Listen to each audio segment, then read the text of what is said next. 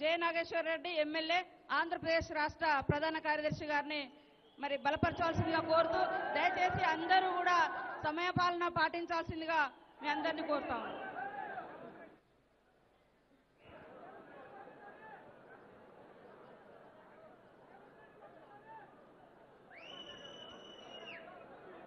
సాక్షాత్తు కలియుగ దైవం సాక్షిగా వెంకటేశ్వర స్వామి పాదాల చెంతన జరుగుతున్నటువంటి 35వ మహానాడు వేదిక మీద ఉన్నటువంటి ఇరు రాష్ట్రాల తెలుగుదేశం పార్టీ అతిరథ మహారథులకు, తెలుగుదేశం పార్టీ ఇరు రాష్ట్రాల నుంచి వచ్చినటువంటి తెలుగుదేశం పార్టీ కార్యకర్తలకు, మహిళామ్మ తల్లులకు, ముఖ్యంగా నందమూరి వంశ వీరాభిమానులందరికీ, పాత్రికేయ మిత్రులకి పేరు పేరున నమస్కారం సంబంధం తెలుపుతున్నాను. ఈరోజు కీర్తిశేషులు విశ్వవిఖ్యాత నట సార్వభౌమ నందమూరి తారక రామారావు పుట్టినరోజున రాష్ట్ర సర్వతోముఖాభివృద్ధికి అత్యంత కీలక అంశమైనటువంటి శాంతి భద్రత మీద బలపరిచేటువంటి అంశాన్ని నాకు ఈ భాగ్యాన్ని కలిగించినటువంటి ముఖ్యమంత్రి నారా చంద్రబాబు నాయుడు గారికి ప్రత్యేక ధన్యవాదాలు తెలుపుతూ, ప్రజాస్వామ్యంలో పరిడెల్లిల్లానంటే ముఖ్యంగా ఈ యొక్క సాక్షాత్తుగా ఏదైతే ఏ ప్రాంతాలైనా ముఖ్యంగా శాంతి భద్రతలు పరిడెల్లాల్సిన అవసరం ముఖ్యమైన అంశం. ఈరోజు స్వేచ్ఛ అండాయని చెప్తున్నా, మర్యాద కూర్చోవాలి, అక్కడ ఉండేవాళ్ళు పక్క రావాలి, మర్యాద కూర్చోవాలి. ఎవరైంది కనుక్కోండా వార్నింగ్ ఇస్తాం, లేదంటే యాక్షన్ ఉంటుంది. తెలుగుదేశం పార్టీ కార్యకర్తలు అయితే మాత్రం మీ పైన యాక్షన్ ఉంటుంది. సిడౌన్, కూర్చోవాలి. కొండతనం కూర్చొని పెట్టే వాలంటీర్స్ ఏం చేస్తున్నారు? మీరు ఏం తమాషాలు ఆడుతున్నారు? మంచి సబ్జెక్ట్ నాన్ సీరియస్ చేస్తారు అన్నా, తెలుసు నాకు. అందరూ కూర్చోవాలి, ఎవరు నిలబడుకోవడానికి వీలు లేదండి. సిడౌన్, నిలబడుకున్నాడు బయట వెళ్ళండి.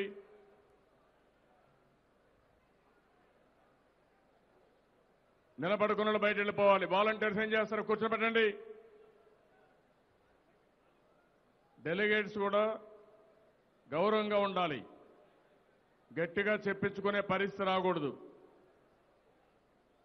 తెలుగుదేశం పార్టీలో ఉండేది క్రమశిక్షణ. అది లోపించినప్పుడు మనకు వేరే వాళ్లకు వ్యత్యాసమే ఉండదు. ఆ విషయం ఎక్కుండే వాలంటీర్లు గుర్తుపెట్టుకోవాలి. వాలంటీర్లు అంటే చూస్తా ప్రేక్షకుల మారిగా ఉండడం కాదు. ఆ కొండేవాళ్ళు కూడా టీవీని చూసి పైకి లేసి ఫోటోల కోసం ఇచ్చేయడం కూడా కరెక్ట్ కాదు. దయచేసి అందరూ సీరియస్ తీసుకోవాలి. లిమిటెడ్ టైం ఉంది, ఇంకా చాలా ఎక్కువ అజెండా ఉంది. దయచేసి అందరూ కూర్చోవాలి. ఇక్కడ కూడా గుంపులు గుంపులుగా రావడం కరెక్ట్ కాదు. వాలంటీర్లు కూడా ఏ ఏరియా బాధ్యత ఇచ్చారో ఆ ఏరియాలో పనిచేయండి. నాయుడు, నువ్వు కూడా కొంచెం జాగ్రత్తగా చెయ్యి. మీరంతా కూడా నీ వెనకాల ఒక 50 మంది, అది మానండి. ఎవరెక్కడ పనిచేయాలో అక్కడే పనిచేసి నేర్చుకోండి. నేను అందుకే చెప్పాను ఈసారి స్టాండర్డ్స్ తగ్గాయని.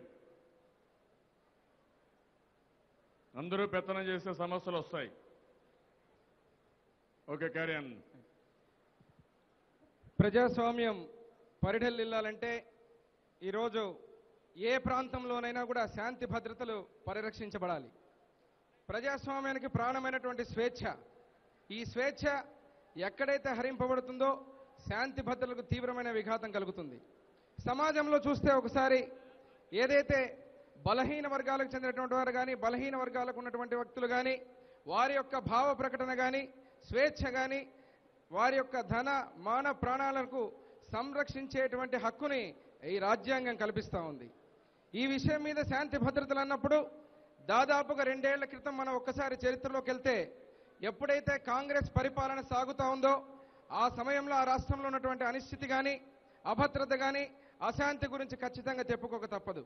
ఒక్కసారి మనం ఆ రోజులు గుర్తు చేసుకున్నప్పుడు తీవ్రమైన ఇబ్బందులు, శాంతి భద్రతల విషయంలో ఏమాత్రం చర్యలు తీసుకున్నటువంటి రోజులు. ఒక పక్క మహిళల మీద అత్యాచారాలు, కనీసం ఎక్కడికైనా ఒక చిన్నారి కాన్వెంట్కు పోయినా, ఒక భర్త ఆఫీసుకు పోయినా, ఒక మహిళ మార్కెట్కు పోయినా సాయంత్రం రావాలి ఇంటికంటే దేవుణ్ణి ప్రార్థించుకునేటువంటి పరిస్థితులు. అదే రకంగా ఈరోజు చూస్తే 2004లో వైఎస్ రాజశేఖర రెడ్డి గారు ఒక అరాచక శక్తి అధికారంలోకి వచ్చినప్పుడు ఆ రోజు పరిస్థితులు, ఆ రోజు వ్యవస్థలు ఎక్కడ చూసినా ఒక శాండ్ మాఫియాలు, ఒక మైనింగ్ మాఫియాలు, ఒక పక్క చూస్తే వైన్ మాఫియాలు, ఒక పక్క ల్యాండ్ మాఫియాలు, ఇలాంటి మాఫియాలన్నీ కూడా చేరి ఒక పొలిటికల్ మాఫియాగా తయారై తీవ్రమైన విఘాతానికి శాంతి భద్రతలు కలిగించినటువంటి రోజులు. ఒక పక్క చూస్తే మహిళల మీద తీవ్రమైన అత్యాచారాలు, విజయవాడలో ఆయేషా మీరా గాని, అదే రకంగా ఇంకో పక్క చూస్తే ఏదైతే వాకపల్లిలో గిరిజన మహిళల మీద అత్యాచారాలు కానీ, ఇంకొక పక్క చూసినప్పుడు ఈరోజు ముఖ్యంగా ఏదైతే మహిళల మీద అనేక చర్యలు, అంటే దాదాపు నాగజ్యోతి అనే ఒక అమ్మాయి మీద కిడ్నాప్ హత్య చేయడం కానీ, అనేక సమస్యలు, అనేక నేరపూరితమైన చరిత్ర కలిగినటువంటి రోజులు ఆ రోజుల్లో. ముఖ్యంగా తెలుగుదేశం పార్టీ కార్యకర్తలు ఒక కక్ష సాధింపు చర్యగా దాదాపు 300 మంది తెలుగుదేశం కార్యకర్తల్ని పొట్టన పెట్టుకున్నటువంటి రోజులు ఆ రోజులు.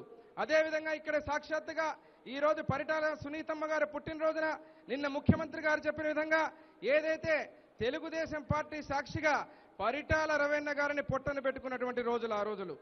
ఎక్కడికి చూసినా కూడా ఈ రకంగా హత్యలు కానీ నేరపూరితమైనటువంటి కార్యక్రమాలు చేస్తూ ఆ రోజుల్లో ఉన్నటువంటి ఒక్కసారి నేషనల్ క్రైమ్ నివేదిక ప్రకారం దేశంలో ఒక్కసారి చూసుకుంటే దాదాపుగా 2,28,000 కేసులు నమోదైతే ఈరోజు కేవలం 28,246 కేసులు కేవలం ఆంధ్రప్రదేశ్లోనే ఆ రోజు నమోదైనటువంటి పరిస్థితులు. ఈ రకంగా వ్యవస్థలన్నీ భ్రష్టు పట్టించి అందలేక ఆకాశాన్ని తవ్వలేక భూమిని తప్ప పంచభూతాలను కూడా దోచుకున్నటువంటి ఆ రోజులు ఒక్కసారి ఈ రోజు ఒకసారి గమనించుకుంటే, సమయం తక్కువ ఉన్న సందర్భోచితం కాబట్టి ఒక్క విషయాన్ని గుర్తు చేయదలుచుకున్నా నేను. ఒకప్పుడు రామచంద్రుడు అడవిలకు పోయినప్పుడు వారి తల్లిగారు కౌసల్య గారు ఒక ఆశీర్వచనం చేయడం జరిగింది రామచంద్రుడికి. ఏదైతే కౌసల్యం పాలయాస ధర్మాస్వాత్ నృత్యాక నియమత సవై రాఘవ శార్దూల ధర్మాంశ ముహరక్షతు అన్నట్టు. దీని అర్థం ఏమంటే, నీవు ధైర్యం చేత నియమము చేత ఏ ధర్మానికైతే పరిపాలిస్తున్నావో ఆ ధర్మము నీవు అడవులకు పోయినప్పుడు అక్కడ ఉన్నటువంటి రాక్షసులు కానీ క్రూరముగాలు కానీ ఒక నరశార్దూలం అంటే నీవే ఒక పులిగా ఆ రాక్షసుల యొక్క కుట్ర కుతంత్రాలను కానీ ఎదుర్కొనే విధంగా ఆ కౌశల్యమ్మ గారు రామచంద్రుడిని ఆ రోజు దీవించడం జరిగింది. నేను ఈ విషయం ఎందుకు చెబుతున్నానంటే, గతంలో ప్రభుత్వాలు చేస్తున్నటువంటి అనేక కార్యక్రమాల వల్ల ప్రజల వద్దకు మన ముఖ్యమంత్రి గారు మన చంద్రుడు ఆ రోజు పాదయాత్ర చేసి అనేక ఇబ్బందులు ఉన్నటువంటి రాష్ట్రాన్ని ఈ రోజు ప్రతి ఒక్క వర్గానికి న్యాయం చేయాలని చెప్పి కౌసల్యమ్మ గారు ఆ రోజు రామచంద్రుడికి ఎట్లా ఆశీర్వదించారో అదేవిధంగా ప్రజలందరూ ఆశీర్వదించిన తర్వాత ఈ యొక్క రాష్ట్ర అభివృద్ధి కోసం రాష్ట్రంలో ముఖ్యమంత్రిగా తెలుగుదేశం పార్టీని అధికారంలోకి తేవడం జరిగింది.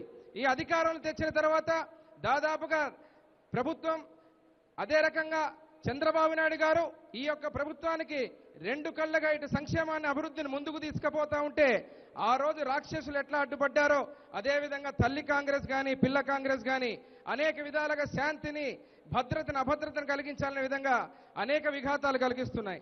ఈ రోజు చూస్తే ఉదయం నుంచి చాలా మంది పెద్దలు మాట్లాడారు.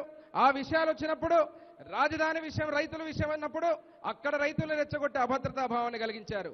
ఇంకో పక్క బాక్సైట్ తవ్వకాల మీద గిరిజనుల్ని మళ్ళీ రెచ్చగొట్టి అక్కడ ఒక అశాంతిని కలిగించాలని చూశారు. కనీసం ఈ రోజు అనుసంధానం చేసి చరిత్రలో లేని విధంగా ఒక అపర భగీరథుల్లాగా రాయలసీమకు నీళ్లు ఇస్తా ఉంటే ఆ రాయలసీమకు నీళ్లు రావకూడదని చెప్పి ఒక ప్రాంతీయవాదాన్ని రెచ్చగొట్టే విధంగా మళ్లీ అశాంతిని కలిగించాలని చూస్తున్నారు. ఈ రోజు ఇన్ని రకాలుగా అశాంతిని కానీ ఒక అభద్రతా భావాన్ని కలిగిస్తున్నటువంటి ముఖ్యమంత్రి గారికి ప్రజలందరూ గమనిస్తున్నారు.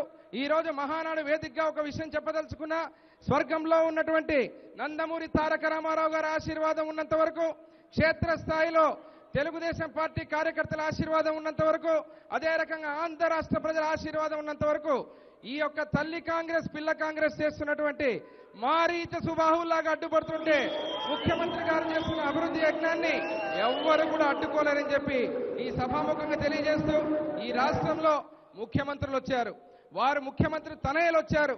ఆ తనయులు చేసినటువంటి అనేకమైన లక్షల కోట్ల అవినీతి ఇష్టవస్తారాజ్యంగా అన్ని వ్యవస్థలను కూడా దోచుకున్నటువంటి వ్యక్తులుంటే ఈ రోజు విశ్వవిఖ్యాత నట సార్వభౌమ నందమూరి తారక రామారావు గారి మనవడు నందమూరి బాలకృష్ణ గారి అల్లుడు స్వయంగా నారా చంద్రబాబు నాయుడు గారు తనయుడైనటువంటి వారు నారా లోకేష్ గారు ఈ రోజు ప్రభుత్వానికి ఒక పక్క పార్టీకి అనుసంధానంగా ఒక సమన్వయకర్తగా సాంకేతిక పరిజ్ఞానం ఉపయోగించుకుంటూ ఈ యొక్క కాంగ్రెస్ అధికారంలోకి వచ్చినప్పుడంతా వారి కార్యకర్తలని దౌర్జన్యానికి దోచుకోవడానికి దాచుకోవడానికి వినియోగించుకుంటే ఒక క్రమశిక్షణ పార్టీగా నారా లోకేష్ గారి మనస్సంకల్పం ఉన్నటువంటి క్రమశిక్షణ, అదే రకంగా శిక్షణా తరగతులు ఏర్పాటు చేసి ఈ రోజు ప్రతి కార్యకర్తకు కూడా సంక్షేమ పథకాలు ఎలా తీసుకుపోవాలి, అభివృద్ధి పథకాలను ఎలా తీసుకుపోవాలని చెప్పి ఒక గొప్ప సంకల్పంతో ముందుకు తీసుకుపోతున్నట్టు మన భవిష్యత్ నాయకుడు నారా లోకేష్ గారని చెప్పి సభాముఖంగా తెలియజేస్తున్నాను.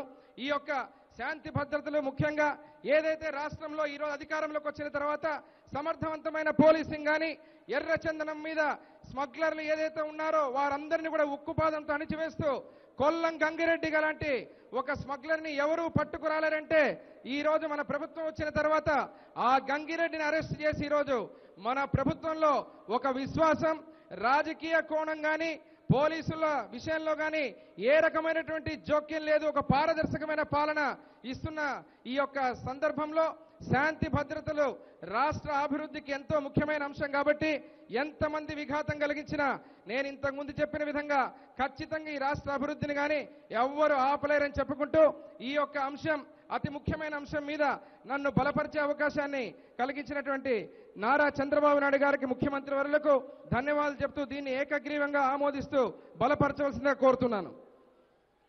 ఇదే తీర్మానం